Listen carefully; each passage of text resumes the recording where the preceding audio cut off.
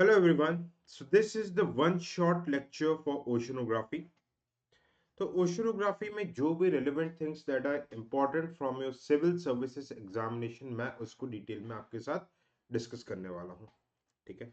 अब ओशनोग्राफी में कुछ बेसिक चीजों के बारे में पहले हम बात करते हैं. ठीक है. बेसिक चीजें हैं कि ओशनिक करंट्स क्या होते हैं. देखो सारी चीजें मैं आपको एक एक करके बताऊंगा. ओशन मॉर्फोलॉजी सारी चीजें. ओके. सैलिनिटी पे क्या इम्पैक्ट पड़ता है विद टाइड्स वगैरह सारी चीजें I would be telling you. ठीक है. एल नीनो ला नीना वाले जो सारे मतलब इंपॉर्टेंट एस्पेक्ट्स होते हैं we will be discussing. Okay. अब देखो सबसे पहले जो मोस्ट इंपॉर्टेंट थिंग ओशनोग्राफी के बारे में कि what are ocean currents. Okay. Ocean currents होते क्या है. Okay. ocean currents basically they are movement of water. Okay. They are large movement of water from one place to another. Movement of water from one place to another and it should move in long distances. ठीक है. They depend on various factors. ठीक है. Primary secondary factors हम देखेंगे. What are waves. Waves generally short distance के होते हैं. ठीक है. शॉर्ट डिस्टेंस होते हैं. They can be influenced by wind. Okay. Gravity. Okay. And they are generally for short distance. It is not necessary कि वेव में वाटर का मूवमेंट हो. है ना. अभी जस्ट ये इंट्रोडक्शन दे रहा हूं. अब देखो कौन कौन से फैक्टर्स पे ओशन करंट्स का मूवमेंट डिपेंड करता है. ओके. Let's understand that. इधर से काफी एमसीक्यूज बनते हैं. Let's say they we have two points A और बी. दो पॉइंट है ओशनिक सरफेस पर. ओके. द फर्स्ट फैक्टर इस पे हम बात करेंगे इंसुलेशन और टेम्परेचर. अब मैं आपको कंडीशन दे रहा हूं कि temperature of A is greater than temperature of B. ये ओशन सरफेस है जहां पे ए का टेम्परेचर बी से ज्यादा है. Then what's going to happen. Okay. Just imagine A पे टेम्परेचर ज्यादा है. सनरेज ज्यादा है. इंसुलेशन ज्यादा हो रहा है. तो ए पे इवेपोरेशन भी ज्यादा होगा. आप खुद बताइए होगा कि नहीं. तो इवेपोरेशन ज्यादा होगा तो वाटर का लेवल विल रिड्यूस. ए से नीचे ए डैश पे आ जाएगा. बी पे कम लेवल आएगा. टेम्परेचर कम है इंसुलेशन कम है तो वाटर के इवेपोरेशन कम होगा. अब आप स्लोप को देखो ए डैश से बी तक जैसे स्लोप बनी है. अब आप खुद बताओ वाटर का मूवमेंट कहाँ पे होगा. डाउन स्लोप होता है कि अप स्लोप अप साइड होता है. Water will move down. ठीक है. तो टेम्परेचर जहां पे ज्यादा रहेगा. Okay. Wherever temperature is high there तो क्या हो जाएगा. वाटर का मूवमेंट उसके तरफ होगा. जैसे टेम्परेचर ए का ज्यादा है तो बी से वाटर का movement would be towards A. I hope it's clear. ठीक है. Now so B to A there would be movement of water. I hope it's clear. ठीक है. Second thing. अब अगर इसमें थोड़ा सा अपन कंडीशंस को चेंज करते हैं. Let's say second condition we are going to talk about rainfall. A है बी है. अब रेनफॉल लेट्स से कि ए में रेनफॉल ज्यादा हो रहा है एज कंपेयर टू बी. अब क्योंकि ए में रेनफॉल ज्यादा है listen to me very very carefully. Okay. ये बहुत इंपॉर्टेंट आपका कंसेप्ट बिल्डिंग कर रहा हूं मैं. अब लेट्स से ए पे रेनफॉल ज्यादा है तो हाइट वुड इंक्रीज. ए में हाइट बढ़ जाएगी. अब ए में अगर हाइट बढ़ गई देखो स्लोप ए यहाँ पे पहुंच गया तो स्लोप है water would move from A to B. तो जिस एरिया में ज्यादा मतलब वाटर रेनफॉल होगा वहां से वाटर का मूवमेंट आउटसाइड होगा. और जहां पे टेम्परेचर ज्यादा होगा वहां पे वाटर का मूवमेंट इनसाइड होगा. ठीक है. Okay. Next factor third factor is influence of wind. Let's say A and B is there. अगर wind B to A side चल रही है तो करंट का मूवमेंट भी सॉरी अगर विंड का मूवमेंट ए टू बी हो रहा है तो करंट का मूवमेंट भी ए टू बी ही होगा. Direction of wind. ठीक है. आई होप ये चीजें समझ में आई. ओके. चलो नेक्स्ट. नेक्स्ट मैं बात करूंगा डेंसिटी. डेंसिटी हैवीनेस घनत्व. लेट्स से दो पॉइंट है पानी में ए एंड बी. बी की density is greater than density of A. ये डेंसिटी का म्यू साइन होता है. तो भाई बी में रीजन हैवी है. ठीक है. बी में चीजें हैवी है तो वो नीचे वाटर क्या होगा, नीचे सिंक होगा, तो लेवल ऑफ वाटर नीचे चला जाएगा।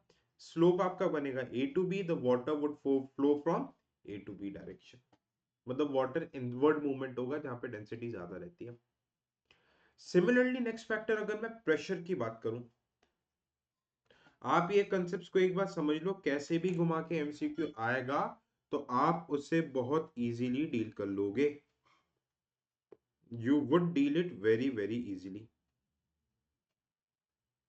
Clear? I hope it's clear. Okay. अब आप देखना प्रेशर। अब यार मैं प्रेशर की अगर बात कर रहा हूं, A to B, okay, let's say pressure of B is greater than pressure of A. Pressure मतलब कंप्रेशन, एयर प्रेशर, तो B का लेवल, B में वाटर का लेवल नीचे चला जाएगा, B स्लोप का बनेगा A to B, तो water would flow from A to B direction. Very simple, very simple. Okay, now let's talk about the influence of gravity. Gravity की वजह से क्या होगा, लेट्स से दो पॉइंट है A and B, A polar region है और B somewhere in equator region है। तो भाई हमें पता है कि पोल में ग्रेविटी ज्यादा होती है, since the gravity is higher in pole, तो पुलिंग फोर्स पोल में ज्यादा होगा, this is the centre of earth, तो यहाँ पे पानी का लेवल नीचे हो जाएगा, ए स्लोप का बनेगा B to A and current will flow from B to A direction. Clear? बहुत सारे फैक्टर्स में यूपीएससी घुमा फिरा के मजे लेके आपकी चीजें पूछ सकता है, पर हमें यूपीएससी को अपने मजे नहीं लेने देने, ठीक है? Now will talk about the Coriolis force. Coriolis force क्या होता है, what is the influence of Coriolis force? Coriolis force के बारे में हम क्लाइमेटोलॉजी में बात कर चुके हैं। It is a kind of a pseudo force, it is a type of a pseudo force. Pseudo मतलब नकली फोर्स, असली नहीं, नकली फोर्स होता है ये। Okay, and what it does, pseudo force की वजह से, listen to me very carefully, pseudo force की वजह से नॉर्दर्न हेमिस्फीयर में current and wind right hand side deflect होंगे एंड सदर्न हेमिस्फीयर में लेफ्ट हैंड साइड डिफ्लेक्ट होंगे। बस इतना याद रखना, डिटेल एक्सप्लेनेशन के लिए क्लाइमेटोलॉजी में मैंने बताया सूडो फोर्स क्या होता है। कोरोलिस फोर्स तो करंट के डायरेक्शन को चेंज करता है, करंट के मूवमेंट को इन्फ्लुएंस नहीं करता है। तो देखो ये चीजें आपको अगर समझ में आ गई, ओके, ये फैक्टर्स अगर आपको समझ में आ गए तो आपको समझ में आ जाएगा, ठीक है, आपको समझ में आ जाएगा कि करंट्स का मूवमेंट होता कैसे है। ओके, ये सारे आपके प्राइमरी फोर्सेस थे। सेकेंडरी फोर्सेस में लेट्स से कि कोई लैंड एरिया आ गया, अब करंट चल रही है, लैंड के टकराने की वजह से करंट का डायरेक्शन चेंज हो जा रहा है, जो अगर आगे अपन पढ़ेंगे गल्फ स्ट्रीम, फ्लोरिडा स्ट्रीम, वो होता है आपका secondary force. Okay, directly movement of water को इन्फ्लुएंस नहीं कर सकता, पर कोई फिजिकल फीचर अगर ऑलरेडी मूविंग करंट के डायरेक्शन को चेंज कर दे तो हम उसे सेकेंडरी फोर्सेस बोलते हैं। Okay, I hope it's clear. अब देखो ऑल ओवर मतलब वर्ल्ड में डिफरेंट करंट्स होते हैं, इन करंट्स के बारे में हमें थोड़ा सा देखना है, ये देखिए। ओके, अब देखो इसमें क्वेश्चन कैसे आते हैं, how the questions are being asked all across the world. They will ask you the name of current, okay, they are gonna ask you the name of current, ocean, place, और क्या वो current cold है या warm है, that's it. इससे ज्यादा वो आपसे नहीं पूछने वाले। नेम ऑफ करंट कोल्ड है कि वार्म है। ओके, आई होप चीजें आप लोग कनेक्ट कर पा रहे हैं। यू गाइस आर, देखो एकदम ही रेलेवेंट और बहुत सटीक लेक्चर पढ़ा रहा हूं मैं आप लोगों को, ठीक है? इससे, और आप देखना ट्रस्ट मी, इससे आपके ज्यादातर सवाल बनेंगे। आप लिखवा के ले लो मेरे से, आपसे बननी ही है। क्लियर? ओके। देखो currents, now let's talk about the currents. See, let's say this is the equator, 0 degree, earth rotate हो रहा है वेस्ट टू ईस्ट डायरेक्शन में। तो हमने न्यूटन के थर्ड लॉ के बारे में क्या पढ़ा है, to every action there is equal and opposite reaction, every action has equal and opposite reaction.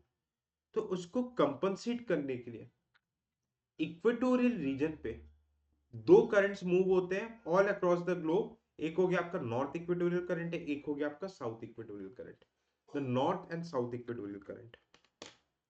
Clear?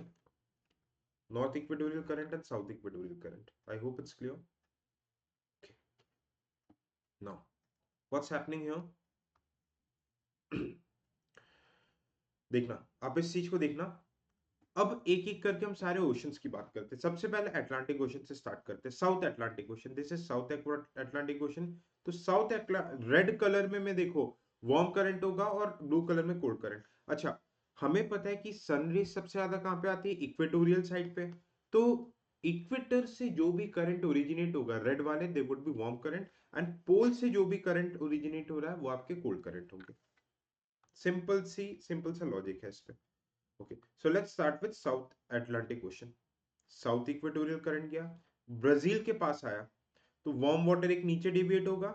This is set to be Brazilian current, क्योंकि इक्वेटर से नीचे साइड आ रहा है तो वार्म करंट है, ब्राजीलियन करंट। ओके, अब southern ocean में एक कोल्ड करंट की चेन चलती रहती है, क्योंकि यहाँ पे एक विंड चलती है वेस्टर्लीज, अगर आप लोगों को याद है तो देखो वेस्टर्लीज चलती है, वेस्ट टू ईस्ट डायरेक्शन में कोल्ड चेन ऑफ करंट चलते हैं, जिसको हम क्या बोलते हैं? Waste wind drift. We call it as west wind drift. ठीक है, अब देखो ये आपकी करंट चल रही है, this current is going west wind drift, पूरे हर डायरेक्शंस में they are moving. Okay, now what's happening here,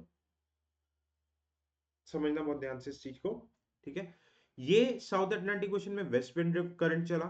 अब देखो ये जो करंट आ रहा था इसके साथ मिक्स हुआ, अब वापस पोलर रीजन से इक्वेटोरियल रीजन पे जो करंट चलेगा अफ्रीकन कॉन्टिनेंट के साइड बाय साइड, इसको हम क्या बोलते हैं? बेंगुला करंट, या फिर इसका एक और नाम है नामिब करंट, क्योंकि यहाँ पे नामिब डेजर्ट है, नामिब डेजर्ट। ओके, अब कोल्ड करंट जो बेंगुला करंट चलता है, कोल्ड करंट की वजह से हमेशा डेजर्ट्स बनते हैं। Why? Cold currents always accompanies deserts. Why? क्यों ऐसा होता है? सोचो। अच्छा, डेजर्ट्स की खास बात क्या होती है? What's so special about the deserts? Can anyone tell me what's so special about the deserts? Desert में हमें पता है कि भाई रेनफॉल नहीं होता है, there is no rainfall. Okay, perennial high pressure रहता है। अब हाई प्रेशर क्यों रहता है? देखो, आप ज्यादातर डेजर्ट्स आपके वेस्टर्न पार्ट ऑफ कॉन्टिनेंट सब ट्रॉपिकल हाई प्रेशर में किसलिए बनेगा? अब हाई प्रेशर है मतलब एयर की density is very high, air density is very high. अब ये जो हाई प्रेशर रहेगा मतलब एयर के जो पार्टिकल्स रहेंगे, they would exert tremendous pressure on the surface. Okay, tremendous pressure on the surface. तो अगर यहाँ पे सनरेज आती रहती है ट्रॉपिकल रीजन पे, तो जो वाटर वेपर है, क्योंकि इतने ज्यादा एयर पार्टिकल से ये वाटर वेपर को ऊपर नहीं जाने देंगे। अब वाटर वेपर जब तक 8 से 10 किलोमीटर के हाइट पे नहीं आएगी, तो there would be no clouds, there would be no formation of clouds. बात समझ में आ रही है कि नहीं आ रही? Since there would be no formation of clouds, क्योंकि वाटर वेपर ऊपर ही नहीं जा पाएगा, हाई प्रेशर उसको वाटर वेपर को ऊपर ही नहीं जाने देगा। सनरेज आ रही है, टेम्परेचर बढ़ रहा है, पर वाटर वेपर ऊपर जाके कंडेंसेशन नहीं हो पा रहा, प्रेसिपिटेशन नहीं हो पा रहा, क्लाउड फॉर्मेशन नहीं हो पा रहा। अब क्लाउड्स ही अगर नहीं रहेंगे तो there would be no rainfall, there won't be any rainfall. अब अगर रेनफॉल ही नहीं हो रहा है तो what would happen? If there is no rainfall then what's going to happen? सोचो भाई, ये डेजर्ट टाइप कंडीशंस बनने लग जाएगी। अब सवाल ये आता है कि ये cold currents desert type conditions को कैसे करता है? अब जैसे ही इस एरिया से कोल्ड करंट्स रहते हैं, कोल्ड करंट्स किसको सिग्निफाई करता है? High pressure. तो cold currents intensifies the high pressure, cold current intensifies the high pressure. बात समझ में आ रही है? अब जैसे ही कोल्ड करंट हाई प्रेशर को इंटेंसिफाई कर रहा है, what's happening here? Okay, desert like conditions और ज्यादा स्ट्रेंथन हो जा रही है, isn't it? I hope it's clear यहां तक। ठीक है, तो दिस इज बेंगुला करंट। जहां पे भी कोल्ड करंट चलेगी, व्हाट वुड हैपन, यहाँ पे we will always get to see deserts. जैसे यहाँ पे नामिब डेजर्ट है साउथ अफ्रीका में, कालाहारी डेजर्ट है। Okay, it's because of Benguela current. Now coming to the North Atlantic ocean, let's talk about the North Atlantic. What's happening there in North Atlantic ocean? Okay, north equatorial current चल रहा है, warm current, ये ऊपर गया। जैसे ही ये गया, this is Florida, तो इसको हम क्या बोलेंगे? Florida current. भाई रीजन ये फ्लोरिडा रीजन ही है, ये अंदर साइड जो जा रहा है मेक्सिको की तरफ, फ्लोरिडा ही है। ओके, अब यहां से जैसी ये करंट, सेम करंट निकलेगी, फ्लोरिडा से ऊपर साइड गई, क्योंकि गल्फ से निकल रही है, तो सेम करंट का नाम क्या हो जाएगा? Gulf Stream. We call it as Gulf Stream. Okay, यहीं पे देखो, जैसे ऊपर जाते जाएगी, यहां पे एक आइलैंड है, the name of the island is new फाउंडलैंड island. New फाउंडलैंड Canada का एक आइलैंड है। यहां से ये वार्म करंट्स क्या होगा?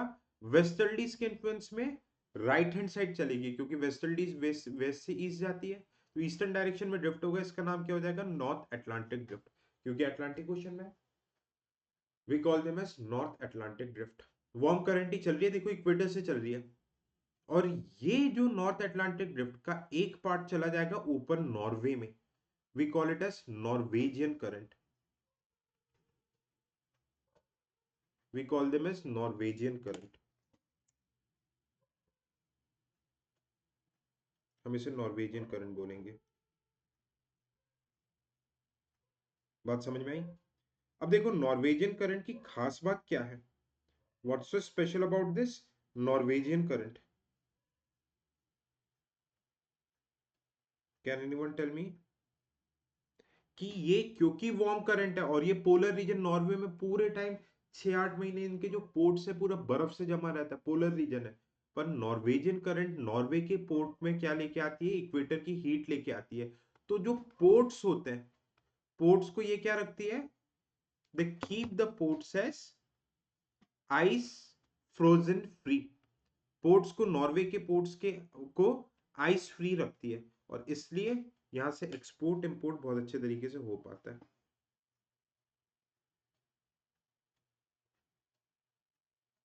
बात समझ में आ रही है? Export imports becomes very very easy.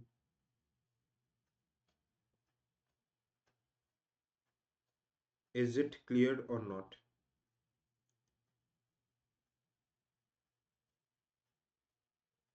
Please let me know if it's clear.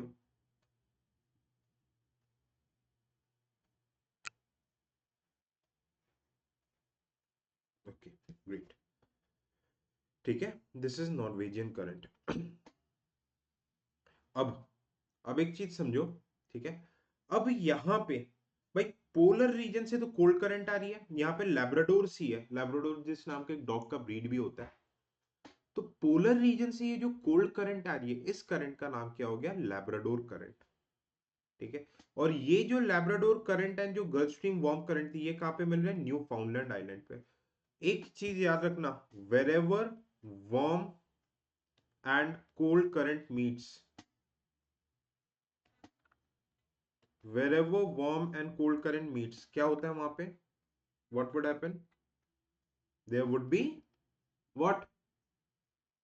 there would be by fog, frontogenesis, fog, temperate cyclone and rich fishing ground। Fishing के लिए एक बहुत अच्छा ग्राउंड हो जाता है। I hope it is clear. It is clear. ठीक है, ठीक है। अब देखो ग्रीनलैंड के पास एक और, यहां पे अगर आप लोगों को थोड़ा सा मैं जूम करता हूं, एक सेकेंड, आई जस्ट जूम। ये देखो ग्रीनलैंड के पास एक और ये वार्म करंट जा रही है। इस वार्म करंट का नाम है रेनिल करंट। ओके, इस वार्म करंट का नाम is Rennell current. Just a minute.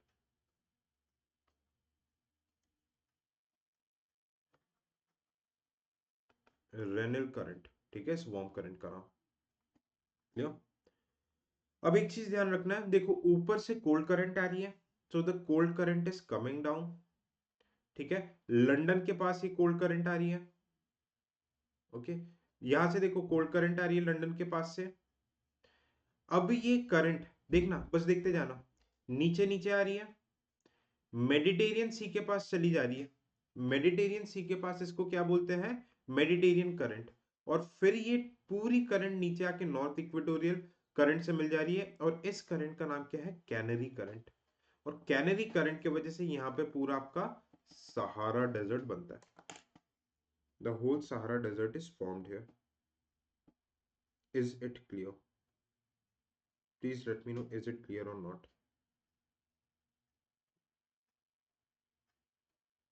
क्या आपको ये चीजें समझ में आई?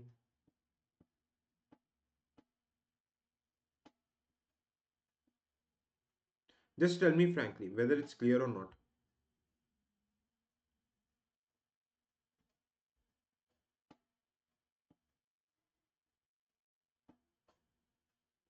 ठीक है, ओके। तो ये पूरा आपका नॉर्थ अटलांटिक का सर्कुलेशन हो गया, जिसको हम क्या बोलते हैं, नॉर्थ अटलांटिक जायर। अच्छा, यहीं पे पूरे कंप्लीट सर्कुलेशन को जायर बोलते हैं, और यहां पे एक सी है, इस सी का नाम क्या है, सारागैसो सी। सारागैसो सी, सारागैसो सी, ये एक टाइप यहाँ पे सी वीड्स देखने को मिलती है, करंट्स के बीच में घिरा हुआ है, ओके। और यहाँ पे these weeds are rich source of protein and medicinal values भी है इसकी। आई होप इट्स क्लियर यहाँ तक, ओके। ठीक है, तो ये हमने north and south Atlantic ocean currents के बारे में देखा। Now let's talk about Indian ocean current. Indian ocean के नॉर्थ में मॉनसून करंट्स हैं, इसके बारे में हमने डिटेल में ऑलरेडी पढ़ चुके हैं, okay. Please watch the lecture series, monsoon currents has been very well dealt in detail, आपको प्लेलिस्ट में देखने को मिल जाएगी ज्योग्राफी के। नाउ साउथ इंडियन ओशन पे, जैसे नॉर्थ इक्वेटोरियल करंट चलते वैसे ही साउथ इक्वेटोरियल करंट चला, इधर टकराया, ठीक है। इधर जैसे टकराया, मोजम्बिक के पास इसका एक पार्ट निकला जिसको हम क्या बोलते हैं, ठीक है, मोजम्बिक के पास एक पार्ट निकला जिसको हम क्या बोलते हैं, मोजम्बिक करंट। और जो मेन करंट जो नीचे जा रही है, मोजम्बिक करंट, इसी का पार्ट, इसका नाम क्या हो गया, एग्यूलास करंट। एग्यूलास करंट नीचे तक आया। व्हेन इट केम डाउन, यहां पे कोल्ड ओशनिक करंट चल रही है जिसका नाम है west wind drift. We call them as west wind drift, okay. अब ये वेस्ट विंड ड्रिफ्ट चली, कोल्ड करंट, जो पोल से इक्वेटर की तरफ जो कोल्ड करंट चली, क्योंकि ये वेस्टर्न पार्ट ऑफ ऑस्ट्रेलिया में, we call it as west Australian current, और ये वापस पूरा एक साउथ इक्वेटोरियल करंट में आके जम गई। It is Indian ocean gyre, this is Indian ocean gyre. देखो बस आपको करंट के नाम याद रखने हैं और उनके लोकेशन और कोल्ड है कि वार्म है, बाकी सब हो जाएगा। Now let's talk about the Pacific ocean. North equatorial current चलिए, देखो पैसिफिक ओशन यहां से आ रहा है, ये यहां पे कनेक्टेड है। जैसे ही ये जापान के पास गया, जापान के पास से जो वार्म करंट चल रहा है, इसका नाम क्या है, कुरोशियो करंट। Kuroshio current. ऊपर से जो कोल्ड करंट आ रही है, आप इसको ऐसे याद रखना, ऊपर से आ रही है तो कोल्ड करंट है Oyashio current. Kuroshio and Oyashio current कहां पे मिल रहे हैं, जापान में। तो सेम चीज है, इसलिए जापान में आप देखोगे वर्ल्ड के one of the richest fishing ground हमें जापान में देखने को मिलते हैं। We get to see the finest and richest fishing ground. Clear? I hope it's clear. ठीक है। अब वेस्टर्लीज के इन्फ्लुएंस में जैसे नॉर्थ अटलांटिक ड्रिफ्ट चला था, वैसे ही आपका चलेगा नॉर्थ पैसिफिक ड्रिफ्ट। और ऊपर से जो कोल्ड करंट नीचे की साइड आ रही है, इसको हम बोलेंगे कैलिफोर्निया करंट, क्योंकि यहाँ पे यूएसए का कैलिफोर्निया स्टेट है, और यहाँ पे डेजर्ट्स बनेंगे Sonoran and Mojave, okay. Mexico में एक और डेजर्ट मिलेगा, Chihuahuan desert, Chihuahuan. Sonoran and Mojave desert USA में है, ठीक है। ठीक इसी तरह साउथ पैसिफिक ओशन में आ रहे हैं, साउथ इक्वेटोरियल करंट चली, ये आई। ईस्टर्न पार्ट ऑफ ऑस्ट्रेलिया से जो वार्म करंट चली, वार्म करंट चली, it's name is east Australian current. अब ये जो ईस्ट ऑस्ट्रेलियन करंट देखो, बॉटम में आपकी वेस्ट विंड ड्रिफ्ट चली, कोल्ड करंट, पोल से इक्वेटर की तरफ, यहाँ पे एक कंट्री है पेरू, पेरू के वजह से जो करंट चली, इसका नाम क्या हो गया, पेरूवियन करंट, या फिर एक और नाम है इसका हम्बोल्ट करंट, जो कि एक कोल्ड करंट है, which is a cold current. Is it clear to you और not? I hope it is clear. ठीक है, ये पूरा सर्कुलेशन साउथ पैसिफिक जा रहा है। एल नीनो क्या होता है? एल नीनो अगले लेक्चर में आपको क्लियर, एक छोटे से लेक्चर में एल नीनो पूरा कवर्ड है। पेरू करंट का ही उल्टा करंट चलता है जिसका नाम है El Nino, it's name is El Nino. इसके जस्ट नेक्स्ट वाले लेक्चर में मॉनसून एल नीनो देख लेना, पूरी मतलब बोलते हैं ना, एक पूरे जीवन का एक वो मिल जाएगा आपको, अर्थ मिल जाएगा, पूरी चीज समझ में आ जाएगी कि क्यों भाई, क्या ओशन का क्या फिनोमेना, क्यों कभी कभी इंडिया में मॉनसून अच्छा होता है, कभी इंडिया में मॉनसून बुरा होता है, क्या इसके पीछे के रीजन है। पूरी मोक्ष की प्राप्ति आपको एक बार में हो जानी है। ठीक है जी, तो ये है आपके oceanic currents. I hope they are clear. फंडे ओशनिक करंट्स के आपको समझ में आ गए? क्लियर? ओके, तो ये हमने देखे। Okay, Indian ocean currents, Atlantic currents, ठीक है।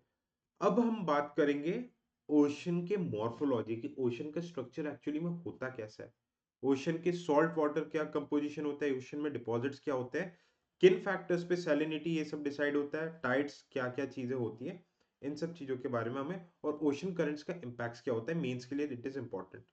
ओके, अच्छा, अब एक एक करके हम समझते हैं, एंड कोरल रीफ्स को भी देखेंगे। ठीक है, let's talk about the morphology of ocean. Ocean का स्ट्रक्चर होता कैसे? दिस पार्ट, अब इस डायग्राम को अच्छे से समझो, सब चीज समझ में आ जाएगा। दिस पार्ट, ये आपका सी बीच वाला एरिया हो गया।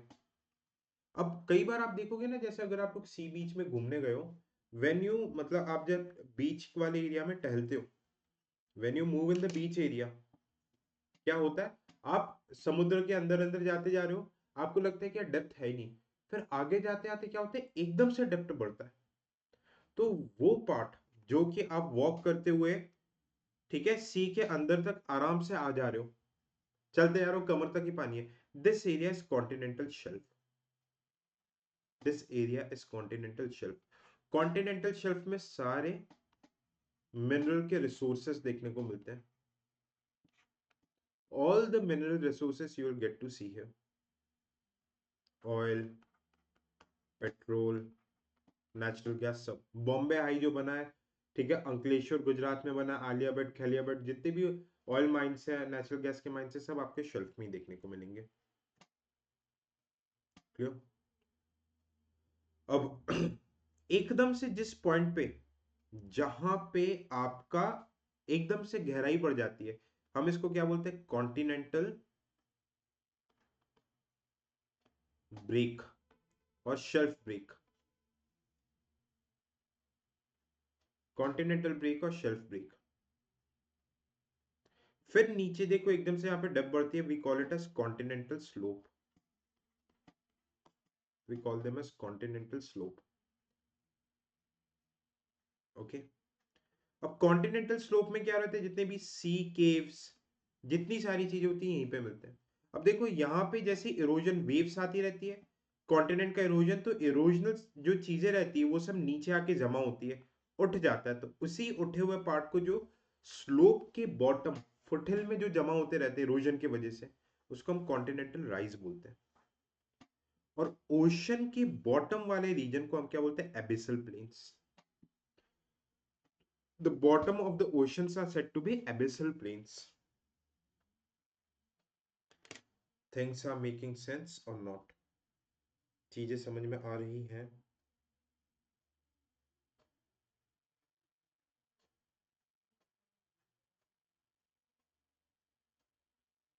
Just tell me.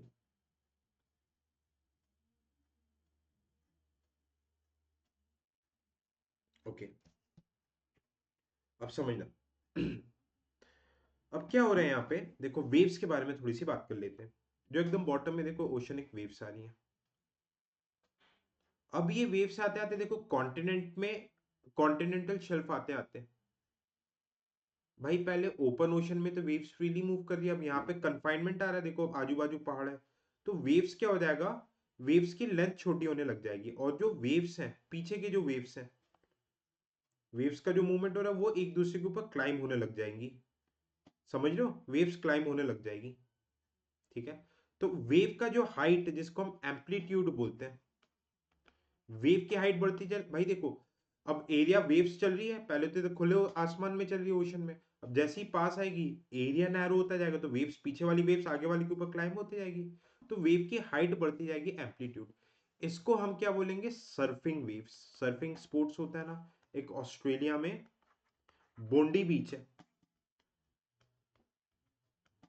ऑस्ट्रेलिया में वी हैव बोंडी बीच।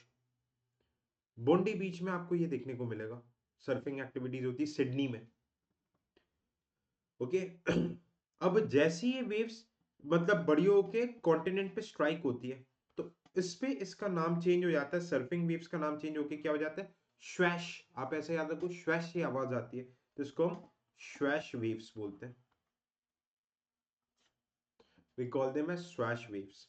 अब भाई वेव्स देखो, कभी भी आप अगर समुद्र के किनारे जाओगे, आपके पाँव में जब लहरें टकराती है, पर जब वेव्स वापस भी तो जाती है, पानी वापस जाती है, तो ऐसा लगता है कि आपके पाँव के नीचे से जमीन खिसक रही है ना, जब when the currents are going back, तो ऐसा लगता है कि आपके पाँव के नीचे से जमीन खिसक रही है। इसको हम क्या बोलते हैं, undertow, we call them as undertow. Clear, तीन चीजें याद रखनी, swash, surfing waves and undertow, undercurrent रहता है। Clear, okay. एंड वेव्स भाई जो कॉन्फ़िगरेशन रहता है इन सब पे बहुत डिपेंड करता है ना, आपका जो बेसिक कॉन्फ़िगरेशन कोस्ट लाइन रहता है, coast line of submergence emergency, सब चीजें हम इंडियन ज्योग्राफी में डिस्कस करेंगे। ओके, नाउ अब आपको एक एक चीज देखना है, ये जो जोन ऑफ सबडक्शन, आपको याद है हम लोगों ने सी फ्लोर स्प्रेडिंग थ्योरी पढ़ा था, जहां पे कॉन्टिनेंटल प्लेट्स के साथ जब ओशनिक प्लेट्स टकराते तो ओशनिक प्लेट्स नीचे चले जाते, याद आ रहा है। जब भी दो प्लेट्स का कोलिजन होता है, प्लेट टेक्टोनिक थ्योरी में हमने ये चीज देखी थी, प्लेट टेक्टोनिक थ्योरी में, तो ओशनिक प्लेट हेवियर रहता है, तो कॉन्टिनेंटल प्लेट से देखो, this is continental plate and this is oceanic plate, जैसे ओशनिक प्लेट टकराते हैं तो ओशनिक प्लेट नीचे चला जाता है, ठीक है, लावा में मिक्स हो जाता है, जल जाता है, फिर तेजी से लावा राइज होता है, फिर ज्वालामुखी फटता है, होता है। तो ये जो नीचे जो सबडक्शन होता है, ये क्या बनता है, ट्रेंच, जैसे Mariana trench, Philippines trench, okay, tonga trench, ये सब एग्जांपल्स है। तो ये जो सबडक्शन हो रहा है, ये जो आपको गैप दिख रहा है, this is trench.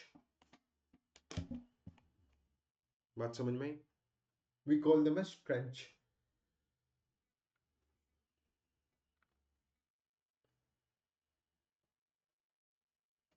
I hope things are making sense. Things are getting clear. Okay.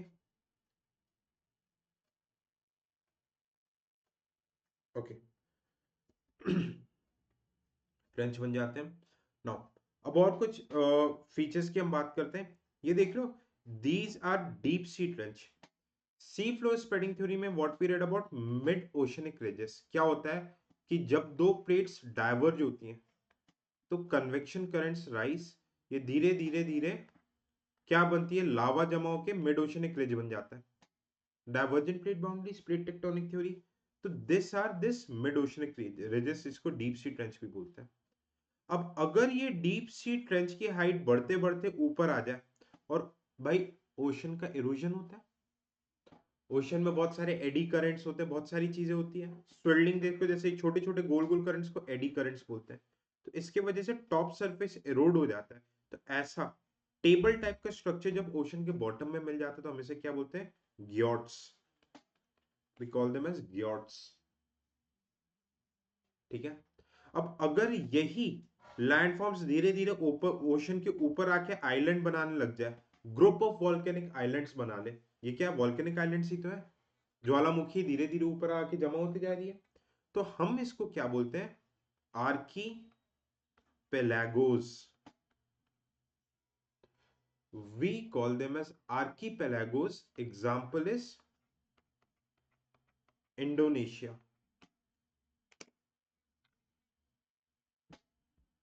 Example is Indonesia.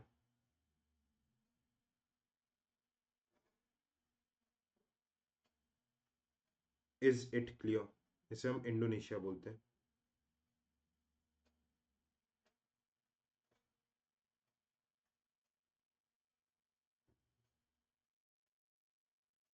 ठीक है जी, इंडोनेशिया इसका एग्जाम्पल हो गया, आर्किपेलागोस।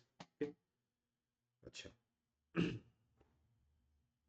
अब ये चीजें तो हमने देख ली। देखो इधर आप और बेटर से में देखो, continental shelf, trench, continental rise, oceanic ridges, abyssal plains, ये सारी चीजें। अब ओशन में कुछ कुछ डिपॉजिट्स भी होते हैं, there are certain deposits also. ठीक है, जैसे ये जो बीच वाला जोन है, कॉन्टिनेंटल शेल्फ के ऊपर वाला जो जोन है, इसको हम नेट्रिक जोन बोलते हैं। It is the most productive region, ocean का one of the most productive region रहता है। वाई? क्योंकि हमने एनवायरमेंट में पढ़ा था, दिस इज एन इकोटोन, जहां पे लैंड के एनिमल्स भी आ रहे हैं और ओशन, दो इकोसिस्टम चेंज हो रहा है। Neritic zone is most productive. Coral reefs भी आपके यहीं पे रहते हैं। अच्छा, ओशन के टॉप वाले रीजन को हम क्या बोलते हैं, पेलागिक। ओके, और एपीपेलागिक।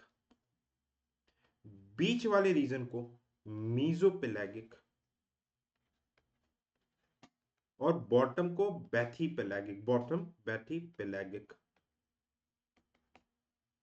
अब अगर मैं प्रोडक्टिविटी की बात करूं, if I talk about the productivity, भाई देखो प्रोडक्टिविटी किस पे डिपेंड करती है, sun rays. Okay, it depends on the sun rays. तो सन रेज आ रही है, सन रेज सबसे ज्यादा टॉप लेयर पे रहेगी, तो it would be most productive, it would be most productive. Mesopelagic में थोड़ी कम सनलाइट हो जाती है, तो इट इज लेस प्रोडक्टिव। और बैथीपेलागिक में सनरेज आती नहीं है ओशन के बॉटम पे, तो it would B least productive, it would B least productive. सबसे कम प्रोडक्टिविटी यहां पे रहती है। अब आप एक चीज सोचो, थोड़ा सा अपना दिमाग लगाओ, भाई अगर यहाँ पे सनरेज नहीं आ रही तो फोटोसिंथेसिस नहीं हो पाएगा, तो ऑर्गेनिज्म सरवाइव कैसे करते हैं? ऑर्गेनिजम्स तो रहते हैं। क्या लगता है आपको, how do the organisms survive here? How can they survive? The answer is very simple. बहुत सिंपल आंसर है इसका।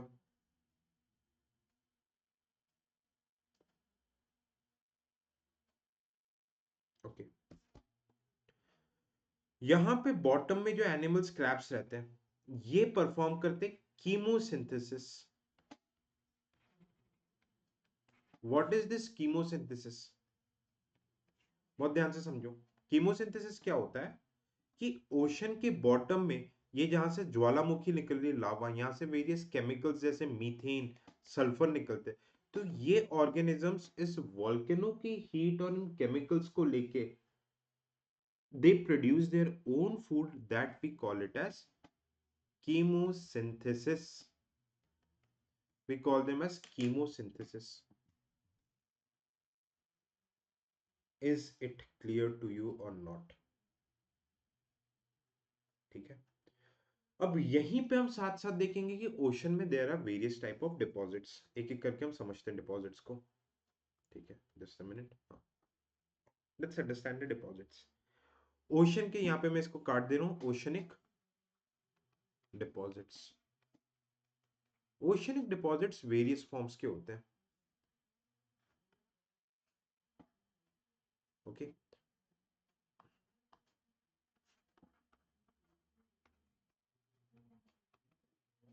सबसे पहले टेरोजीनियस। टेरोजीनियस, बायोजीनियस, कॉस्मोजीनियस, हाइड्रोजीनियस। दो मेन ये दोनों है। अच्छा, टेरोजीनियस क्या हो गया कि जो टेरिटरी से भाई वेव्स जाती है, जो लैंड के एरियाज, जो लैंड के पीसेस इरोड होके ओशन में आ जाते हैं, या फिर जो रिवर्स आके ओशन में डिपॉजिट्स होती है टेरिटरी के थ्रू, उसको हम टेरोजीनियस डिपॉजिट्स बोलते हैं। ओके, कैल्शियम, कार्बन, ये सारी चीजें रहती है। Okay, deposits from the land area. Biogenous deposits दो टाइप के रहते हैं। Bio means living organisms, one that are dominated by silicon, siliceous and calcareous. Silicon and जिसमें कैल्शियम का डोमिनेशन रहता है, siliceous and calcareous Uz.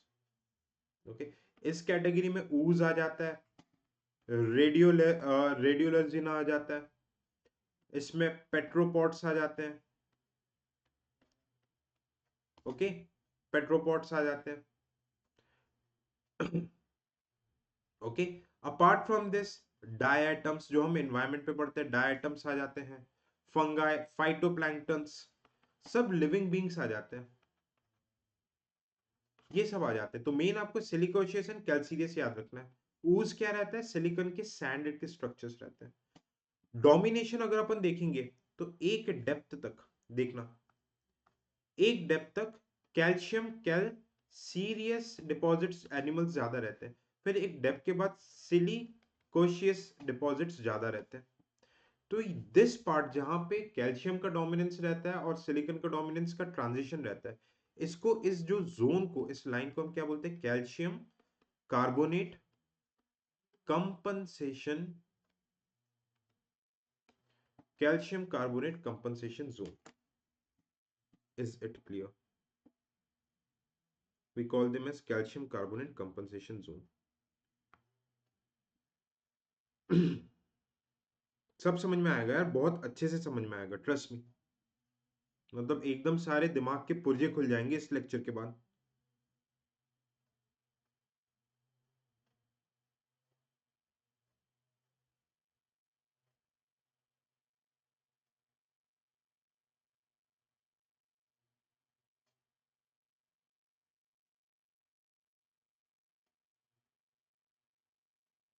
Clear?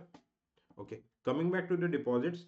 कॉस्मोजीनियस जो space के डिपॉजिट्स होते हैं, स्पेस के, जैसे कि मेट्रॉइड्स हो गया, एस्ट्रॉइड्स हो गया, ये वाले जो डिपॉजिट्स हो जाते हैं, इनको हम क्या बोलते हैं, कॉस्मोजीनियस। जैसे कि आप लोनार लेक देख लो, लोनार लेक मेट्रॉइड लेक है, ठीक है, वहां पे स्पेस के डिपॉजिट्स रहते हैं, स्पेस डस्ट, ये सारी चीजें हो गई। और जो हाइड्रोजीनियस डिपॉजिट्स, ये सॉल्ट रहते हैं, इसके बारे में भी अपन देखेंगे, प्रेसिपिटेट्स, ठीक है, जो प्रेसिपिटेट्स रहते हैं, सॉल्ट्स, ये सारी चीजें हो जाती है आपकी कौन सी, हाइड्रोजीनियस डिपॉजिट्स। ओके, अब हम हाइड्रोजीनियस डिपॉजिट्स में सॉल्ट्स के बारे में पढ़ेंगे डिटेल में। समझना, बहुत ध्यान से समझना मेरी बातों को, मेरी भावनाओं को समझना अच्छे से, देखना।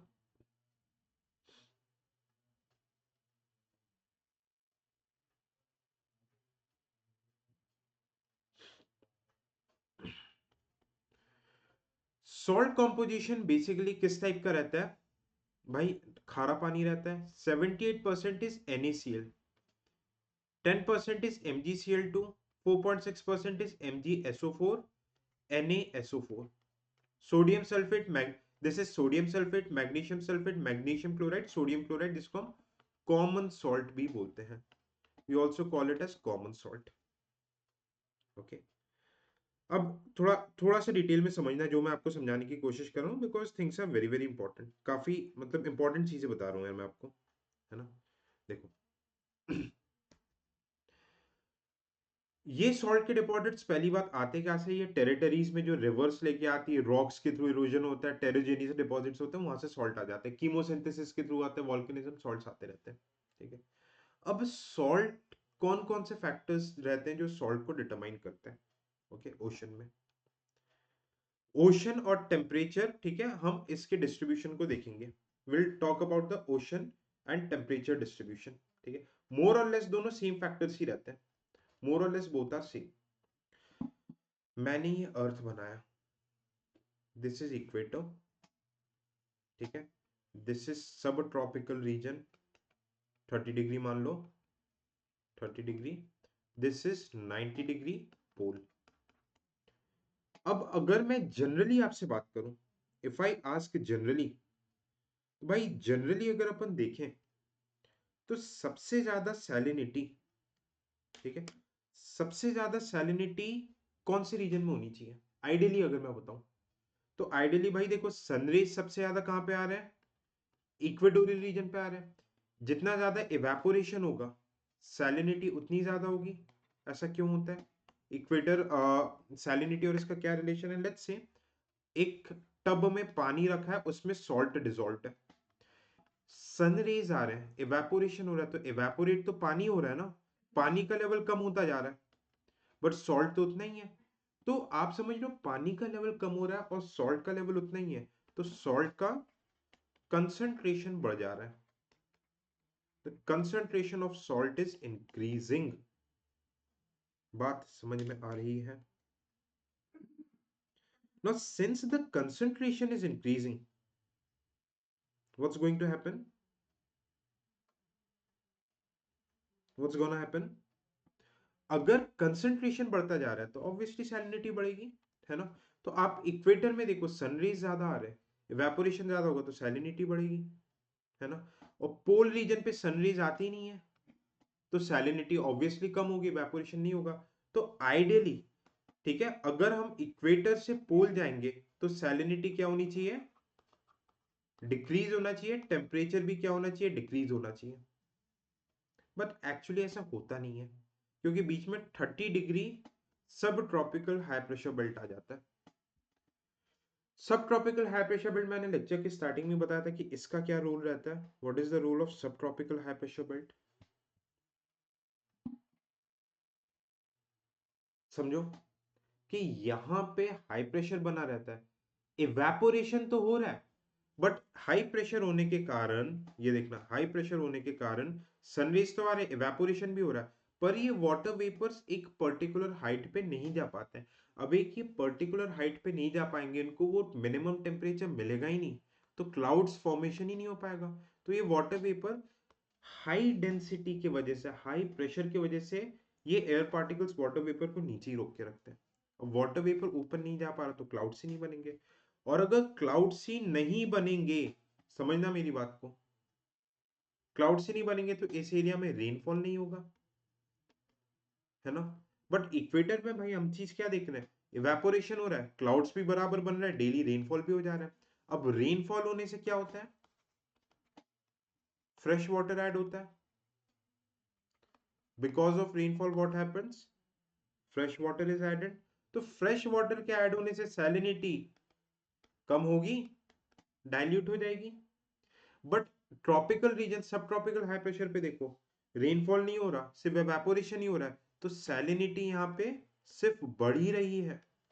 तो आप इक्वेटर से जैसे सब ट्रॉपिकल रीजन में जाओगे तो क्या होगा? Salinity will increase. So subtropical region पे सैलिनिटी वुड बी मैक्सिमम। हाँ, फिर सब ट्रॉपिकल रीजन के बाद टेम्परेचर कम होता जाएगा, यहां से salinity will till pole region, salinity will decrease. तो सैलिनिटी फर्स्ट इंक्रीज होगा सब ट्रॉपिकल रीजन तक, then it will decrease. The same thing happens for temperature. Temperature क्यों बढ़ेगा? क्योंकि भाई यहाँ पे रेनफॉल हो ही नहीं रहा, ठंडक नहीं होगी। इक्वेटर में रेनफॉल होता जा रहा है, इक्वेटर में देयर इज रेनफॉल, तो इसकी वजह से ठंडक बनी रहेगी। तो टेम्परेचर भी पहले क्या होगा? इंक्रीज होगा। यहाँ पे टेम्परेचर भी मैक्स होगा, then temperature will also decrease. समझ जाओ अगर मेरी बातें, तो आपको मजा आ जाएगा यार, बहुत मजा आ जाएगा।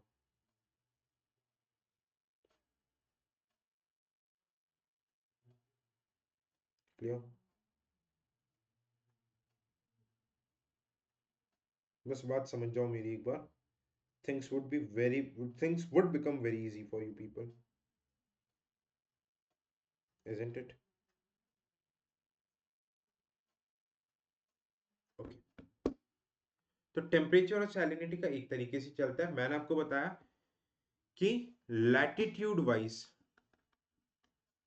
क्या टेम्परेचर और सैलिनिटी का वेरिएशन होता है। ओके, अब अगर मैं सेम बात आपसे करूं कि वर्टिकली ओशन के अंदर,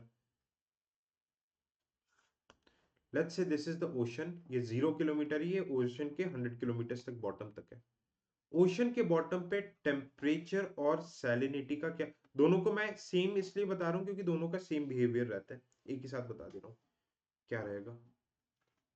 ओके, आप समझना मेरी बात को। नॉर्मल कंडीशंस में भाई ओशन के टॉप में सन रेज का एबंडेंस रहेगा, फिर सनरेज धीरे धीरे जैसे आप बॉटम में जाओगे सनरेज डिक्लाइन होती जाएगी, तो टेम्परेचर और सैलिनिटी भी कम होती जाएगी, फिर ओशन के बॉटम में एक जैसी बात ही हो जाती है। क्योंकि भाई हमें पता है टेम्परेचर के साथ सैलिनिटी कम होती है, इजंट इट? अरे भाई मैं क्या बोल रहा हूं, देखो टेम्परेचर सैलिनिटी, ये डेप्थ आपकी हो गई, और ये टेम्परेचर एंड सैलिनिटी, ठीक है, ये डिक्रीज हो रही है टेम्परेचर एंड सैलिनिटी। टॉप में सबसे ज्यादा सैलिनिटी और टेम्परेचर रहेगा सनरेज की वजह से, फिर जैसे ही सनरेज कम होती जाएगी टेम्परेचर और सैलिनिटी कम होने लग जाएगी। आइडियली ये चीज होती है, बट अलग अलग रीजन पे अलग अलग कंडीशंस होते हैं, उन्हीं कंडीशंस को हम समझते हैं, ठीक है। Let's talk about the equator first. Let's talk about equator. Equator पे सैलिनिटी थोड़ी ज्यादा होती है, normal condition, this is normal. Equator पे सैलिनिटी ज्यादा क्यों होती है? क्योंकि इक्वेटर पे सनरेज ज्यादा आ रहे हैं और इवेपोरेशन भी ज्यादा हो रही है, तो सैलिनिटी ज्यादा होगी, टेम्परेचर ज्यादा होगी, but they would follow the same pattern. Okay, they would follow the same pattern. अब अगर मैं सब ट्रॉपिकल रीजन की बात करूं, सब ट्रॉपिकल रीजन, यहां पे हमने क्या देखा था, what we saw in the subtropical region, this is equator, subtropical high pressure 30 degree, यहाँ पे टेम्परेचर भी मैक्सिमम होता है और सैलिनिटी भी मैक्सिमम होता है। देखो ये चीज बता रहा हूँ, temperature max and salinity max, ये ज्यादा होगा, फिर भाई जैसे ही नीचे जाओगे सनरेज के साथ ये चीजें डिक्लाइन होगी, सेम पैटर्न आपको देखने को मिलेगा। अब अगर मैं बात करूं पोलर रीजन की, भाई पोलर रीजन पे मैं आपको बता रहा हूं कि सनरेज आती नहीं है। अब सनरेज नहीं आती तो इवेपोरेशन होगा ही नहीं, इवेपोरेशन नहीं होगा तो सैलिनिटी कम ही होनी है, salinity would be less minimum. तो देखो यहां पे सैलिनिटी कम होती है, ओके, ये थोड़ी थोड़ी बढ़ती रहती है और फिर एक जैसी, क्योंकि देखो 2 किलोमीटर, ये 2 किलोमीटर हो गया, ये 200 मीटर हो गया, 200 मीटर 2 किलोमीटर के बाद ऑलमोस्ट सब बराबर ही आ जाते हैं, क्योंकि इतना मिक्सिंग हो जाता है ओशन का कि बात सब में बराबरी आ जाती है। तो टेम्परेचर पोलर रीजन पे सबसे कम है, टेम्परेचर कम है तो सैलिनिटी भी कम होगी, ओके। अब एक चीज समझना, जो ये 200 मीटर तक का लेयर है वहां पे डिफरेंस आपको देखने को मिलेगा, फिर 200 मीटर से 2 किलोमीटर तक का जो रीजन है, समझना, ये वाला जो रीजन है, यहां पे टेम्परेचर आप देख रहे हो एकदम, टेम्परेचर और सैलिनिटी एकदम से डिक्लाइन होगा, यहां पे भी एकदम से डिक्लाइन होगा।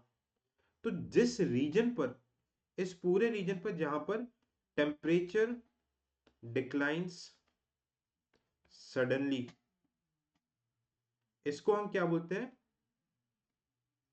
थर्मोक्लाइन। और जिस रीजन पर सैलिनिटी, इसी रीजन पर सैलिनिटी भी एकदम से डिक्लाइन हो रही है, हम इसे क्या बोलते हैं, हेलोक्लाइन, we call them as हेलोक्लाइन।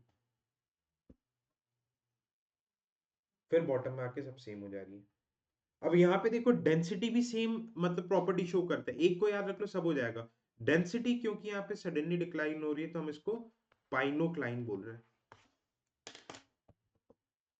We call them as पाइनोक्लाइन।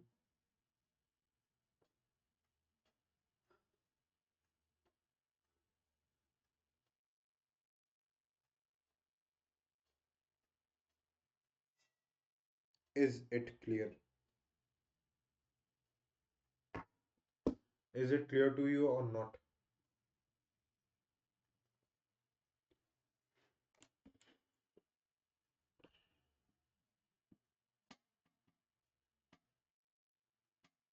ठीक है, तो ये आपके टेम्परेचर, डेंसिटी और सैलिनिटी का पैटर्न हो गया। अब हम स्पेसिफिकली देख लेते हैं कि सैलिनिटी किन किन फैक्टर्स पे डिपेंड करता है, on what factors salinity depend. ये तो मैंने बता दिया टेम्परेचर पे डिपेंड करेगा, ज्यादा इवेपोरेशन होगा सैलिनिटी ज्यादा होगी, okay. First factor on which salinity depends is the temperature, temperature ज्यादा होगा, हायर इवेपोरेशन होगा, हायर सैलिनिटी होगी, isn't it?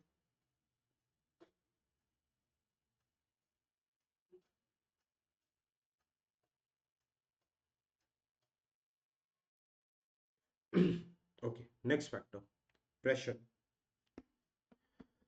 प्रेशर का डायरेक्ट इन्फ्लुएंस हालांकि नहीं है, ओके, बट आप एक चीज सोचो, अगर सब ट्रॉपिकल हाई प्रेशर वाला जो रीजन है, हाई प्रेशर बना रहेगा, ओके, तो यहाँ पे सनरेज आती रहेगी, वाटर वेपर ऊपर ऊपर नहीं जा पाएंगे, वेपोरेशन नहीं हो पाएगा, क्लाउड्स नहीं बनेगी, क्लाउड्स नहीं बनेगी, रेनफॉल नहीं होगा, रेनफॉल नहीं होगा तो फ्रेश वाटर ऐड नहीं होगा, तो अगर फ्रेश वाटर ऐड नहीं होगा तो अगर इनडायरेक्टली देखा जाए प्रेशर से, तो फिर सैलिनिटी बढ़ेगी ही बढ़ेगी, सैलिनिटी बढ़ेगी आपकी।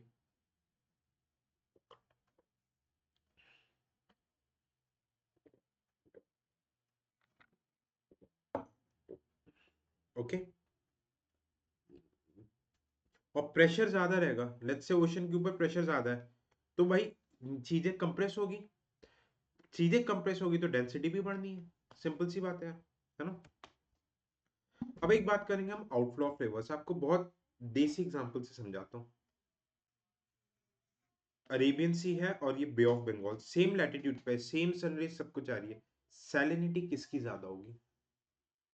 Who would have more salinity? The salinity of Arabian sea would be much more bay of Bengal.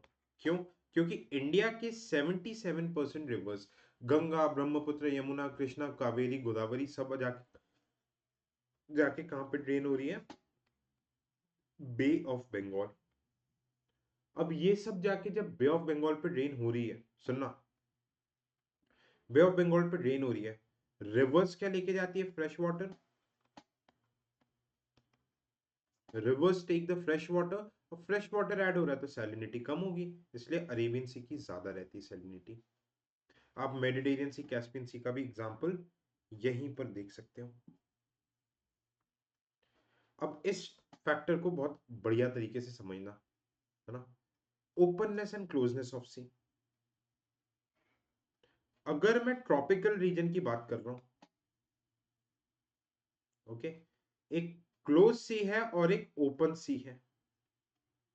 Open सी मतलब, जैसे एग्जांपल मेडिटेरियन सी, जो स्ट्रेट ऑफ जिब्राल्टर से अटलांटिक ओशन से जुड़ा हुआ है, और क्लोज सी मतलब जो चारों तरफ कॉन्टिनेंट से घिरा हुआ है, जैसे कि डेड सी। अब आप बताओ इसमें से सैलिनिटी ज्यादा किसकी होगी ट्रॉपिकल रीजन पे? ये देखो, ये चारों तरफ से घिरा हुआ है, this is dead sea example, और ये मेडिटेरियन सी, जो कि अटलांटिक ओशन से जुड़ा हुआ है, किसमें? Straight of Gibraltar. It is connected with straight of Gibraltar with Pacific ocean, Atlantic ocean, sorry, tropical region की बात कर रहा हूं मैं। अब देखो, यहां पे सैलिनिटी जो क्लोज सी है, जैसे कि डेड सी, उसकी ज्यादा होगी ओपन सी से। समझना क्यों? भाई क्लोज सी है डेड सी, जैसे जो सबसे ज्यादा सैलाइन वाटर है वो है टर्की का लेक वैन, टर्की में है लेक वैन, उसके बाद डेड सी आता है। देखो सनरेज आ रही है डेड सी में, सनरेज आ रही है, सिर्फ यहाँ पे क्या हो रहा है? Evaporation, only evaporation is occurring here, तो एवेपोरेशन होता जा रहा है, कोई फ्रेश वाटर एडिशन नहीं, तो सैलिनिटी यहाँ पे बढ़ती ही जाएगी, बढ़ती ही जाएगी। बोलते हैं कि डेड सी में ऐसे अगर आप स्विमिंग करोगे आप नीचे डूबते नहीं हो, इतनी ज्यादा सैलिनिटी है, डेंस वाटर है, कि बॉयंट फोर्स जो पानी अपथ्रस्ट लगाती है कि बॉडी नीचे डूबती नहीं है। बट उसकी जगह मेडिटेरियन सी जो कि एक ओपन सी है, यहाँ पे इवेपोरेशन और हो रहा है, बट अटलांटिक ओशन जो कि बहुत बड़ा ओशन है, उसका fresh water, comparatively fresh water, Mediterranean sea के कंपैरिजन में, जो थोड़ा सा ज्यादा डाइल्यूटेड पानी, जहाँ पे सॉल्ट का डाइल्यूशन ज्यादा है, वो पानी के साथ इसकी रेगुलर इंटरमिक्सिंग होती रहेगी। अब इंटरमिक्सिंग होती रहेगी तो सॉल्ट का कंसंट्रेशन, सैलिनिटी का कंसंट्रेशन मेडिटेरियन सी पे हो ही नहीं पाएगा। बात समझ में आई? तो अगर ट्रॉपिकल रीजन का आपसे कोई पूछे तो बता देना दोस्त कि क्लोज सी की सैलिनिटी ज्यादा होती है। पर अगर वही चीज आपसे किसी ने टेम्परेट रीजन पर पूछ लिया या फिर पोलर रीजन पे पूछ लिया जहां पे सन रेज आते ही नहीं है, बहुत कम आते हैं, एक ओपन सी है और एक क्लोज सी है, तो सैलिनिटी किसकी ज्यादा होगी? ओपन सी की। क्यों? ट्रॉपिक का उल्टा हो जाता है, समझना। क्लोज सी की बात करूं तो भाई यहाँ पे आजू बाजू क्या रहते हैं? ग्लेशियर्स रहते हैं। ग्लेशियर्स क्या होता है? मेल्ट होता है, मेल्ट होके क्लोज सी में ऐड होते जा रहे हैं। अब ये ग्लेशियर्स मेल्ट होके क्लोज सी में अगर ऐड होते जा रहे हैं, समझना, तो क्या हो रहा है? That means fresh water is being added, fresh water add होता हुआ जा रहा है। अब ये फ्रेश वाटर ऐड हो रहा है तो सैलिनिटी क्या हो रही है? कम हो रही है। बट ओपन ओशन में भी फ्रेश वाटर ऐड हो रहा है, पर जो बड़ा सी, ठीक है, बड़ा सी कनेक्टेड है यहाँ पे जिस भी स्टेट से, यहां पे कंपैरेटिवली मोर सैलाइन वाटर, इसके कंपैरिजन में तो मोर होगा ना, मोर सैलाइन वाटर इंटरमिक्स होता जाएगा। तो सैलाइन वाटर ऑस्मोसिस जो आप फिजिक्स में पढ़ते, केमिस्ट्री में पढ़ते हो, सैलाइन वाटर मिक्स होता जाएगा, इसलिए इसकी सैलिनिटी ज्यादा रहेगी। बात समझ में आया? ध्यान से सुनोगे एक बात समझ जाओगे, एमसीक्यूज गलत हो ही नहीं सकते, ये मेरी गारंटी है। आपके एमसीक्यूज गलत नहीं होंगे, this is my personal guarantee.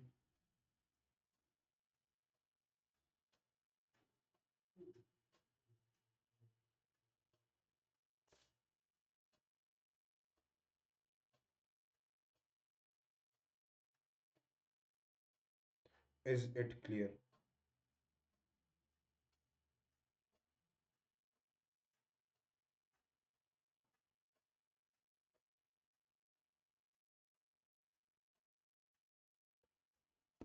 ठीक है, ओके। तो ये फैक्टर्स हमने डिटेल में डिस्कस कर लिया। अब छोटे छोटे कुछ और टॉपिक्स बाकी हैं। ठीक है, टेम्परेचर, टेम्परेचर का भी सेम सैलिनिटी जैसे ही खेल रहता है ना। अब ओशन वाटर का मूवमेंट के बारे में देख लेते हैं। वेव्स, ओशन करंट्स हमने डिटेल में देख लिया, वेव्स के बारे में देख लेते हैं, टाइड्स के बारे में। ठीक है, वेव्स क्या रहता है? Auxiliary movement that is result of rise and fall of water. Water का राइज एंड फॉल को वेव बोलते हैं। ऊपर वाले पार्ट को हम क्या बोलते हैं? क्रेस्ट, नीचे वाले पार्ट को ट्रफ। ये वेव हाइट या फिर हम इसे एम्पलीट्यूड बोलते हैं, लैम्डा, लैम्डा से डिनोट करते हैं। और दो क्रेस्ट के बीच के डिफरेंस को, दो ऊपर के टिप के बीच के डिफरेंस को वेवलेंथ बोलते हैं। ठीक है, अब वेव्स का ही एक मॉडिफाइड फॉर्म आ गया, tides. Tides is a form of wave. ठीक है, टाइड्स होती क्यों है? ठीक है, vertical movement of water, vertical movement of water because of gravitational as well as rotation of earth. Gravitational force is the pulling force और centrifugal force is the pushing force. Newton का third law क्या बोलते हैं? To an every action there is equal and opposite reaction. तो gravitational force का opposite reaction क्या हो गया? Centrifugal force. ग्रेविटेशनल फोर्स जहां की पुलिंग फोर्स होती है, सेंट्रीफ्यूगल फोर्स उसकी पुशिंग फोर्स होती है। ठीक है, sun's gravitational pull and centrifugal force rotation of earth। ठीक है, अच्छा, अब देखना, ध्यान से समझना। ओके, एकदम सटीक चीज बता रहा हूं आपको, कहीं पे कुछ कंफ्यूज होने की जरूरत नहीं है। ओके, अब टाइड्स कहां पे ज्यादा आती है, इस डायग्राम को समझाने के पहले मैं बता रहा हूं, जहां पे इंडेंचर्ड कोस्टलाइन होगा, उबड़ खाबड़ वाले कोस्टलाइन होते हैं। जैसे आप देखो, यहाँ पे रन ऑफ कच्छ इंडिया में सबसे ज्यादा टाइड्स आते हैं, क्योंकि इनक्लोज सी है। ठीक है, नीदरलैंड्स पे पोलडार है। ओके, यूके में, कनाडा में न्यू फाउंडलैंड, इन रीजन्स पे जहाँ पे बंद बंद टाइप के कोस्ट लाइन होते हैं, वहां पे टाइड सबसे ज्यादा आती है, क्योंकि कम वाटर रहता है, इस एरिया में लिमिटेड वाटर है। तो इसमें ग्रेविटेशनल पुलिंग फोर्स और जो सेंट्रीफ्यूगल फोर्स है वो बहुत इफेक्टिवली एक्ट कर पाते हैं इसमें। ठीक है, अब टाइड्स के बेसिक को बताओ। ठीक है, देखो, this is gravitational force. Okay, moon का भी ग्रेविटेशनल फोर्स है एंड सन का भी ग्रेविटेशनल फोर्स है, तो ये वाटर को अपने तरफ खींच रहा है। तो इसके वजह से क्या आ जाएगा? क्योंकि gravitational force of moon and gravitational force of sun एक ही डायरेक्शन में दोनों ऐड हो जा रहे हैं, तो इसके वजह से हाई टाइड आएगी, जिसको हम स्प्रिंग टाइड भी बोलते हैं। ठीक है, अब इसी के ऑपोजिट, क्योंकि gravitational force is a pulling force, इसी के ऑपोजिट न्यूटन के थर्ड लॉ का फोर्स रहेगा पुशिंग फोर्स, उल्टे साइड। तो उल्टे साइड भी टाइड आएगी बिकॉज ऑफ सेंट्रीफ्यूगल फोर्स। इधर भी टाइड है, इधर भी टाइड है because of gravitation and centrifugal force. ये आपके एग्जांपल किसके हो गए? हाई टाइड के। अब लेट्स से कंडीशंस ऐसी हैं, समझना, कंडीशंस ऐसी है कि ये अर्थ हो गया, दिस इज सन हो गया एंड दिस इज मून हो गया। सन का ग्रेविटेशन इस तरफ, मून का ग्रेविटेशन इस तरफ, तो ग्रेविटेशनल फोर्स ऑफ सन और gravitational force of moon are cancelling each other, तो बहुत छोटे छोटे टाइड्स आएंगे यहां पर। इसको हम क्या बोलेंगे? लो टाइड या फिर नीप टाइड। ध्यान चीज रखना, ग्रेविटेशनल फोर्स टाइड लाने के लिए, हालांकि देखा जाए तो ग्रेविटेशनल फोर्स एब्सोल्यूट टर्म्स में सन की ज्यादा होती है, बट टाइड्स के लिए gravitational force of moon is dominant, is more than gravitational force of sun, because क्योंकि moon is very very close to earth, distance भी मैटर करता है ना। तो नीप टाइड और स्प्रिंग टाइड, हालांकि टाइड्स पे सवाल आते नहीं है। ओके, ओशन करंट्स के बारे में हम देख चुके हैं, अब हम देख लेते हैं कि ओशन करंट्स का इंपैक्ट होता क्या है। ओके, समझना, ओशन करंट्स के पहले सबसे पहले हमने क्या इंपैक्ट्स देखे थे कि, ये देखो, इधर मैं डायग्राम बताता हूं। वार्म ओशनिक करंट्स के वजह से अपवेलिंग होती है। Suppose this is warm oceanic current, ये पूरा कंप्लीट होके आ रहा है। ओके, ये पूरा कंप्लीट होके आ रहा है, कोल्ड करंट आ रही है, तो यहाँ से अपवेलिंग होती है। अपवेलिंग के वजह से फिशिंग ग्राउंड बहुत अच्छा होता है, न्यूट्रिशंस वाटर होता है। समझना, let's say this is a warm oceanic current, ये ऊपर चला, नीचे जाएगा। ओके, मैं आपको फ्रंट व्यू दिखा रहा हूँ, फ्रंट व्यू इमेजिन करना कि मैं आपको top view, this was the top view, अब मैं आपको फ्रंट व्यू दिखा रहा हूँ। एक पार्ट नीचे गया, ये आया और ये ऊपर उठ गया, दो ये जो ऊपर ये पूरा वर्टिकल जो सर्कुलेशन होता है, इसको हम क्या बोलते हैं? Thermohaline circulation, we call it as thermohaline circulation. ये तो फ्रंट व्यू हो गया एक, this was the front view. इसके नीचे साइड, जस्ट इमेजिन इस पार्ट में नीचे साइड भी पानी नीचे सिंक होता है, the water also get sink. तो ये जो अपवेलिंग, जो ओशन के बॉटम से जो न्यूट्रिशंस ऊपर आ रहे हैं, they are very good for fishes and other aquatic organisms, this process is said to be upwelling. तो इसके वजह से आप देखो, पेरूवियन कोस्ट हो गया, इस वाले रीजन, इस वाले रीजन पे रिच फिशिंग ग्राउंड बनते हैं, वार्म करंट्स। ठीक है, वार्म करंट्स के वजह से रेनफॉल भी होती है। ओके, वार्म करंट्स की वजह से देयर इज आल्सो रेनफॉल। ये वेस्टर्न कोस्ट में अपवेलिंग हो रही है, यू सी, ये देखो, वेस्टर्न कोस्ट इन सब रीजन पे पेरुवियन करंट पे अपवेलिंग होती है, अपवेलिंग होती है। ठीक है, उसी तरीके से हमने देखा था कि भाई कोल्ड ओशनिक करंट से क्या होता है, what happened because of cold oceanic currents. Desert का फॉर्मेशन होता है। फॉर एग्जांपल देखो, यहाँ पे आपका पेरुवियन करंट चल रहा है, पेरुवियन करंट चल रहा है, तो यहाँ पे वर्ल्ड का ड्राइस्ट डेजर्ट बन रहा है, Atacama desert in chilli.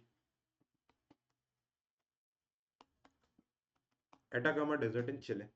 डिसिकेटिंग effect होता है, जो मैंने आपको रीजन बताया क्यों होता है, हाई प्रेशर को इंटेंसिफाई करता है।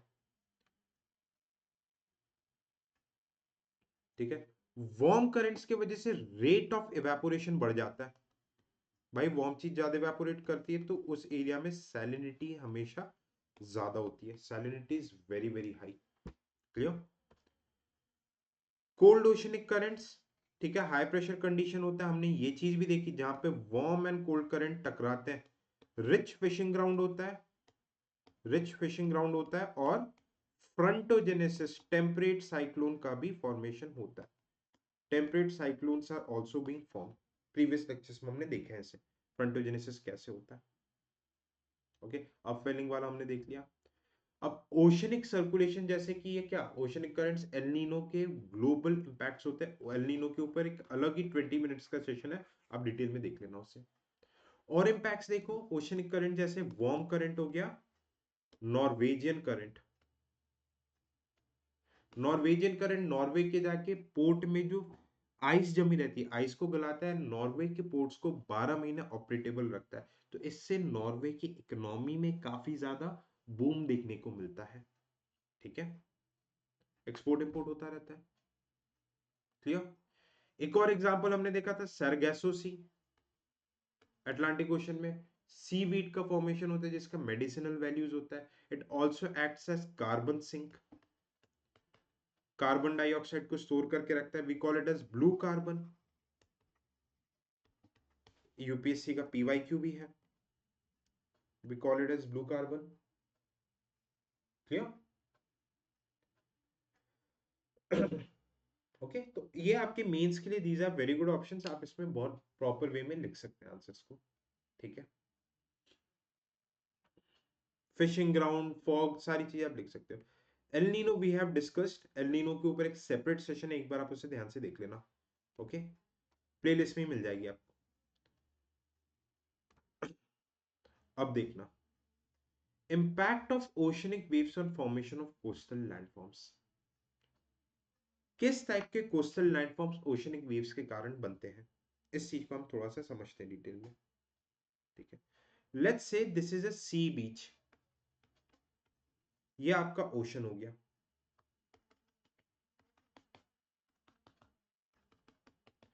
हालांकि this topic has been very well discussed in landforms में, बहुत अच्छा आपके जो कोस्टल लैंडफॉर्म्स में डिस्कस हुआ है, फिर भी मैं बता दे रहा हूँ।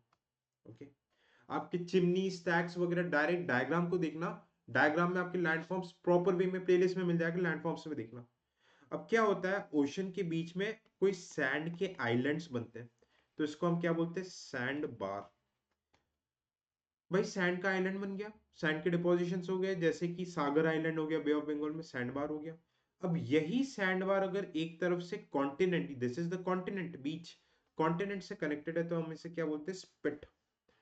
अब अगर यही स्पिट, ठीक है, यही स्पिट किसी दूसरे आइलैंड जो कि ओशन के अंदर कनेक्टेड है, तो इस पूरे लैंडफॉर्म को हम क्या बोलते हैं, टोम्बोलो। अब अगर ओशन का वाटर कॉन्टिनेंट के अंदर जाके छोटे छोटे लेक्स बन गए, तो हम इसे क्या बोलते हैं, we call it as lagoons.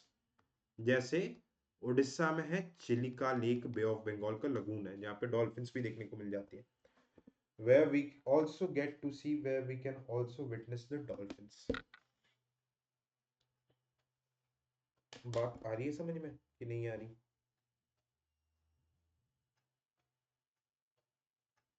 Can you imagine and C the things? दो, बाकी क्या लैंडफॉर्म्स होते हैं, क्या होते हैं, ये आपको डिटेल्स में आपको चीजें पता चलेगी किसमें, you get to see the things landform वाले लेक्चर में। ठीक है, मैं रेफरेंस भी बता दे रहा हूँ। The last topic that we are going to discuss are the coral reefs. ठीक है, we are going to discuss about coral, just a minute, okay? Coral reefs, okay? What are coral reefs? Environment पे हम पढ़ते हैं, इधर भी हम देखते हैं, कोरल रीफ्स एक तरीके के एनिमल्स होते हैं। ठीक है, ये एनिमल्स होते हैं, ये जो रंग बिरंगे दिख रहे हैं, दे आर कोरल पॉलिप्स। ये सिम्बायोटिक रिलेशन बनाता है Zouks एंथले।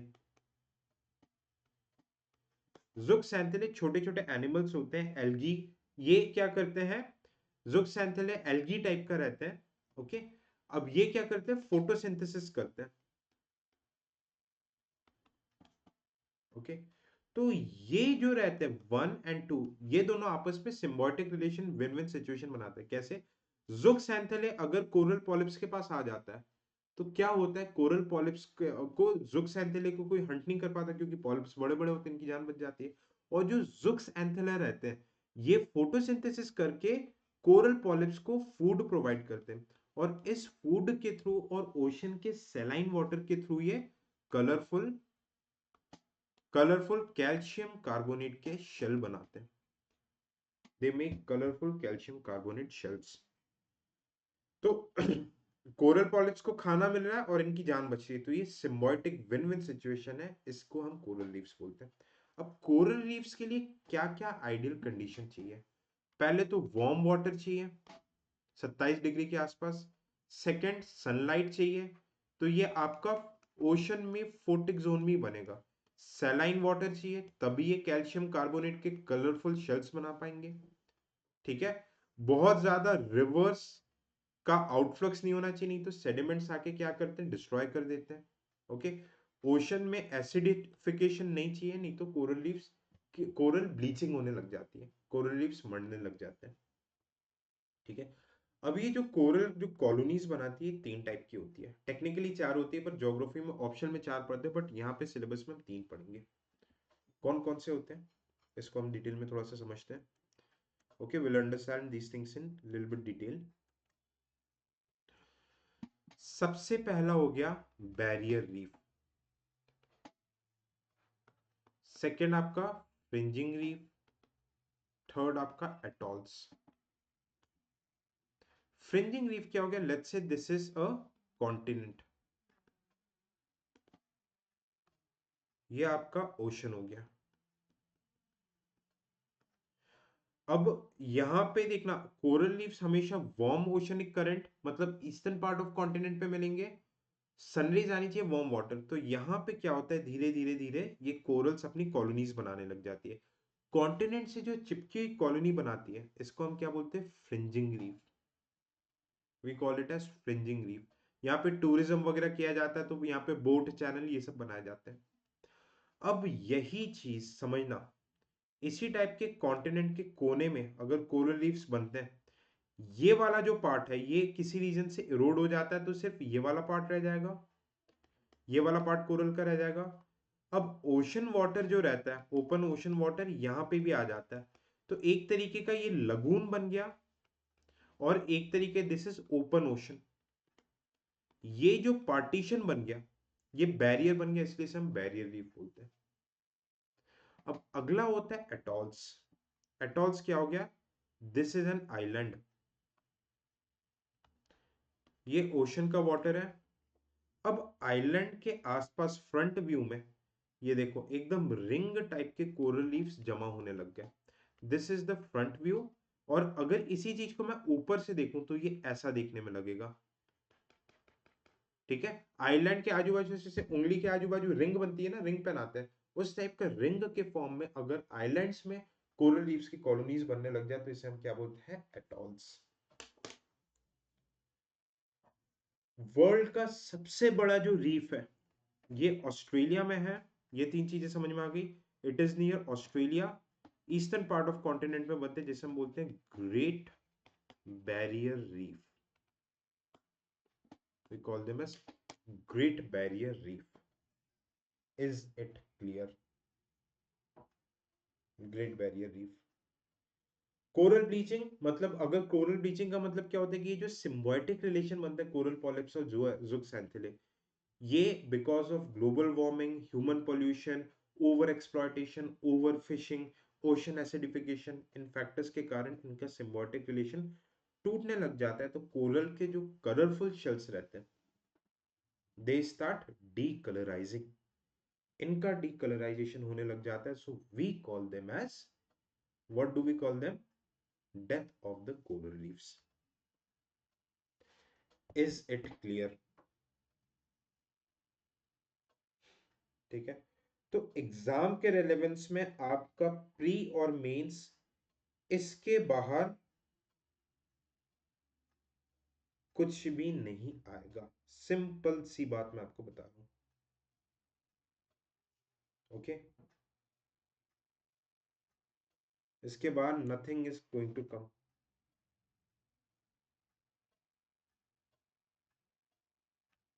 Is it clear to you और नॉट?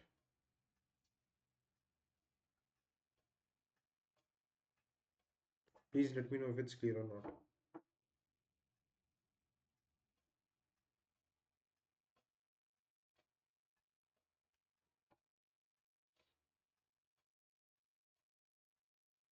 ठीक है। So people, this was about the session. Thank you so much for watching it. Bye bye, take care and jai Hind.